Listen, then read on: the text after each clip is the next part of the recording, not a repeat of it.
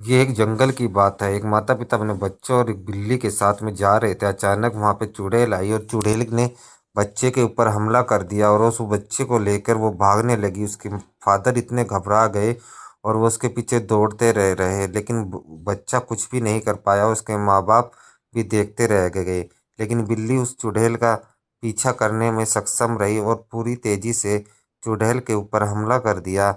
और दोनों वे एक बार साथ में लड़ाई होने लगी। बिल्ली उसके पीछे भागती रही, भागती रही, भागती रही और उसने उसके पीछे से हमला कर दिया। लेकिन चुड़ैल इतनी शक्तिशाली थी, उसके एक हाथ में बच्चा था और वो उससे लड़ रही थी, लेकिन उसने बिल्ली को मार मार के इतना घायल कर दिया, उसका कचूमर निकाल दिया।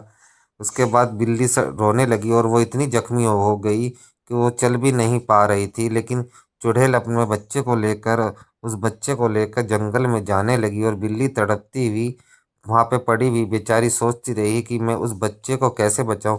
लेकिन कहते हैं ना कि अगर हिम्मत होती है तो सब कुछ अपने हाथ में आ जाता है। और चुड़ैल उसके ऊपर तांत्रिक क्रिया करने लगती है। उस बच्चे को लटका के नीचे आग लगाकर उसके ऊपर भगवान के ऊपर देखती हुई उसके ऊपर तांत्रिक क्रिया करने लगती है। उधर बिल्ली अपनी घायल होती हुई भी उस बच्चे को ढूंढती ढूंढती एक झोपड़ी के पास पहुंची, जहां पे वो तांत्रिक क्रिया करा रही थी। और एक डब्बा उठाया जिसमें पेट्रोल था और उस तांत्रिक कुछ क्रियाएं थी, तो उस बिल्ली ने वहां पे रखा और उसमें आग लगा दिया और चारों तरफ एक ऐसा चक्रव्यूह बना दिया जिससे कि वो झोपड़ी से बाहर ना निकले और आग लगा दी। बिल्ली वहां पे खड़ी रही। बिल्ली बहुत जख्मी थी। बिल्ली पेड़ पर चढ़ गई।